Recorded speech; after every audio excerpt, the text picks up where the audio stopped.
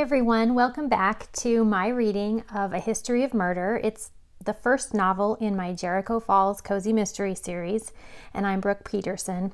Today we're going to be reading chapter 35. If you remember last week, Chloe discovered that Alice has been marked off the suspects list, and that gives her pause because she is running out of time, and yet another one of her suspects is definitely not the one. And Officer Garner also warned her that if he doesn't make an arrest that weekend, then the state police is going to come in and he's going to lose all of his pull. So time is running out. So let's read today, chapter 35. He thought this was a game. I barely slept that night. I couldn't get comfortable or get my mind to stop running. I knew that I was missing something essential and likely very simple. There had to be some detail I hadn't learned yet or had not paid attention to that would point me in the direction of Art's killer. This was driving me crazy. To add to it, I was concerned with my situation at home in Boise. I felt terrible for literally walking out of my shift at the coffee stop. I had let my boss down, not to mention my coworkers. Worse yet, I hadn't checked in once. Face it, there was part of me that didn't want to return. Just run away from there as well, never to look back. What was wrong with me? Jed had been trying to sleep next to me, and he wasn't happy with all the flip-flopping I was doing. He finally jumped down onto the floor and curled up into a ball by the door. He sighed dramatically. "Sorry, buddy," I whispered to him. Somewhere along the line, I must have fallen asleep. The morning sunshine streaming in through the sheer pink curtains woke me. I felt like I had run a race all night. My back ached and my eyes burned. I pulled on some sweats and stumbled downstairs, hoping Grandma Lily had already started some strong coffee. In the kitchen, she held a steaming mug of brew.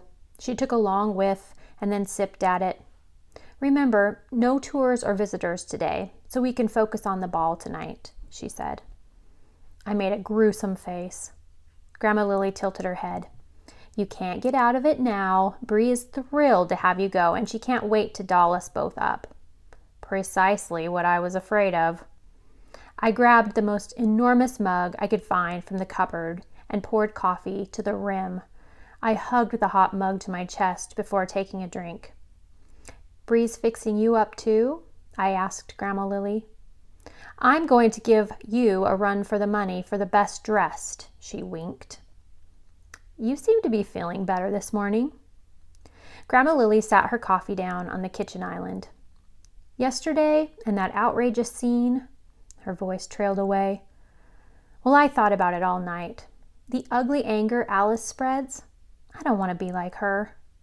I chuckled. "You are nothing like Alice." She shrugged. "Tell me how my evil plan to get revenge on Art wasn't as horrible as something Alice would come up with." I felt my hands clench around the coffee mug.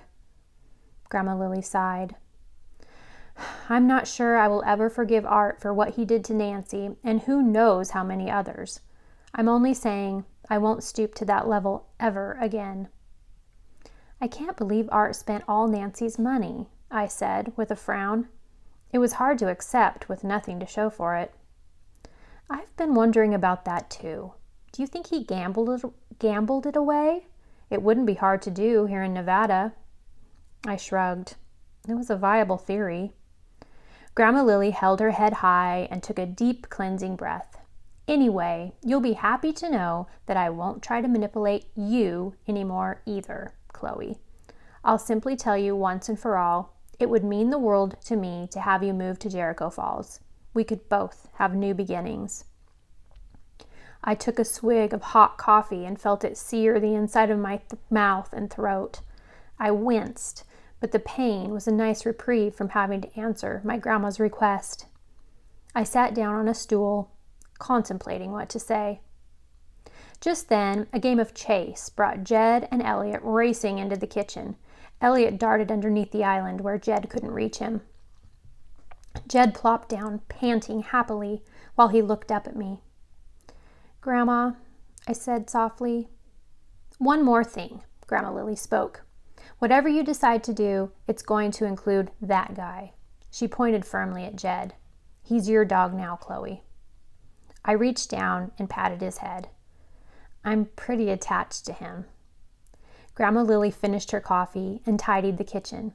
Now, I'm going out for a nice long walk. We can talk about this later. What are your plans? More investigating.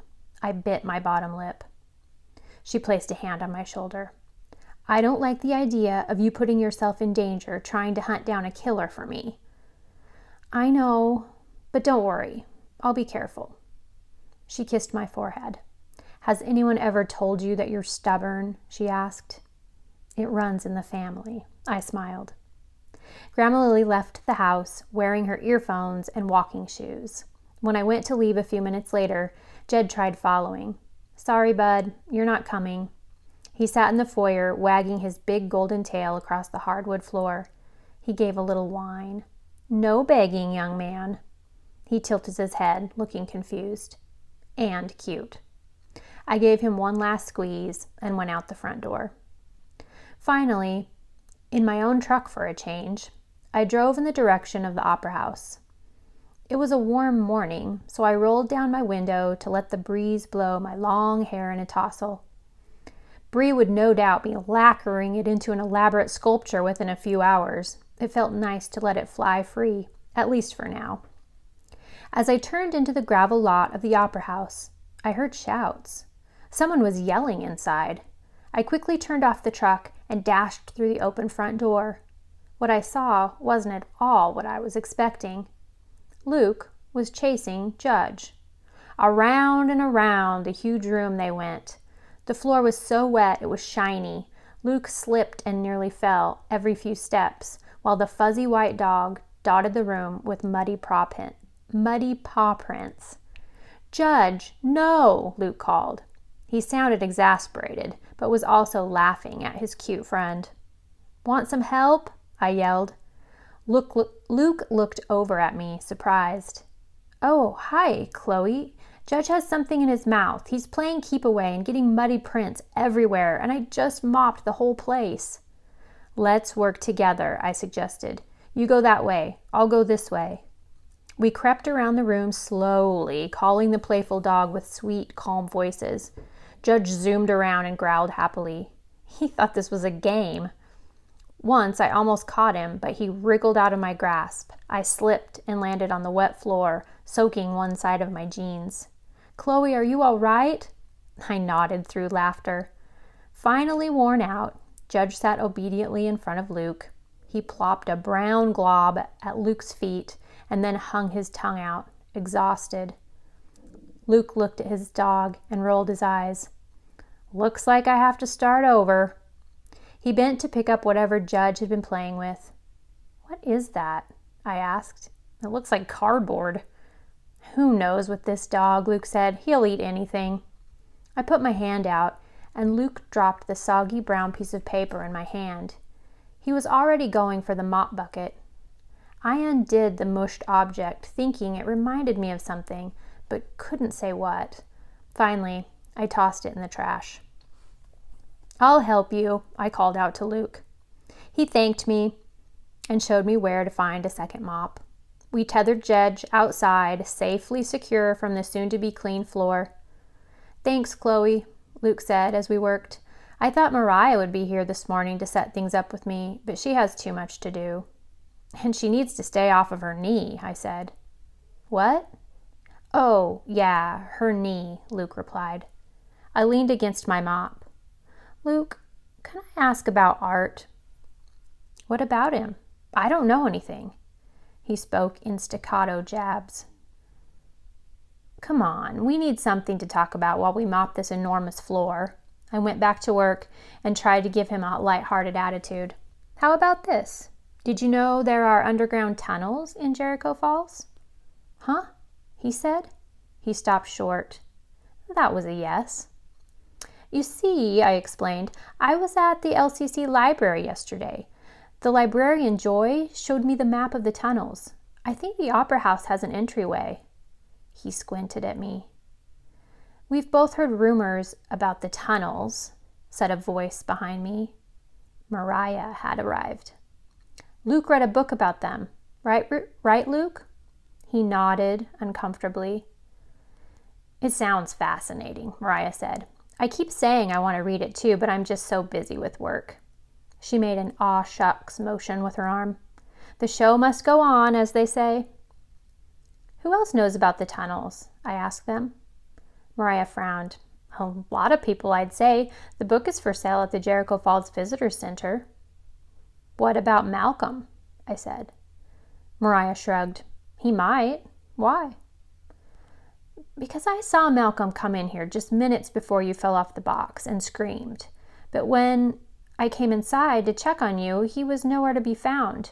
Where could he have gone?" I waited, but neither Mariah nor Luke seemed like they wanted to answer my question. I went on. "I think he might be using the tunnels to get from place to place in Jericho Falls." Mariah gave a forced laugh. "No, even if there is an entryway down there, it's probably buried behind stacks of stuff." I started to argue with her, but she went on. "But it doesn't matter anyway. Malcolm left. I finally fired him last night. Even though it leaves me in a real bind with the ball tonight, I am through with him." "Wait." A cold chill went through me. "What do you mean he left? He's a suspect in a murder investigation. He can't leave town." Mariah clapped a hand over her mouth. "He's a suspect? Are you sure?" "As far as I'm concerned, he is. Remember, he asked for Art's job the day after he was murdered." Mariah shifted her weight and grimaced a little, her knee still bothering her.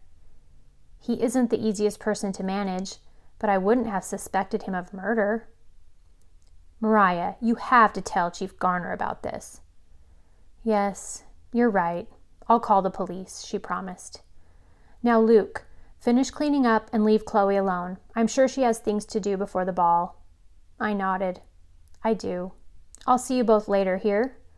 "We'll be here," she said. But before I went, another voice called out into the room.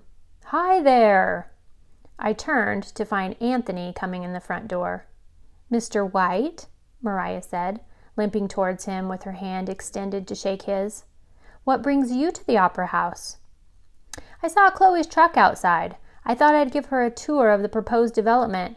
What do you say, Chloe? Can I show you our plans?" I looked down at myself. Half of my body was still damp from sliding onto the wet floor. My sweatshirt sleeves were muddy from wrestling Judge, and my pits were sweaty from all the mopping. Why now? Anthony and his big ideas. All right, everyone. Thanks for putting up with my scratchy throat. I've been feeling a little under the weather this week, so I appreciate you tuning in for chapter 35. Next time I will be reading chapter 36 entitled Seriously Suspicious. We're nearing the end, so I hope you'll stick with me. If you liked the episode, please hit the thumbs up, and I'll see you next time. Thank you.